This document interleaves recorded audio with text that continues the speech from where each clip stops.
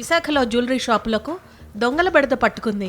మహిళా దొంగల ముఠాలు విశాఖలో దిగి హల్చల్ చేస్తున్నాయి. జ్యువెలరీ షాపుల్లోకి చొరబడి నగలు నొక్కే ప్రయత్నం చేస్తున్నాయి. కస్టమర్లలో వెళ్లి మాటలు కలిపి అవకాశం కోసం ఎదురు చూస్తున్నాయి. మెల్లగా ఆభరణాలు నొక్కేసి వేర్వేరు చోట్ల పెట్టుకుని పారిపోతున్నాయి. గాజువాకలోని బీసీ రోడ్లో 3 సభ్యుల దొంగల ముఠా ఓ జ్యువెలరీ షాపును టార్గెట్ చేసింది. నాగమణి, జ్ఞానమ్మ, పద్మ ఓం జ్యువెలరీ షాపులోకి వెళ్లారు. కస్టమర్లలా వెళ్లి చెవిరింగులు, జూకాలు చూపించాలని కోరారు. కస్టమర్ అనుకుని షాప్ సిబ్బంది వాళ్ల ముందు వేర్వేరు రకాల మోడల్స్ చెవిరింగులు, జూకాలు పెట్టారు. కాసేపు అటు ఇటు కదిపిన ఆ ముగ్గురు సేల్స్ మెన్ ను మాటల్లో పెట్టి మస్కా కొట్టి కొన్ని వస్తువులను మాయం చేశారు.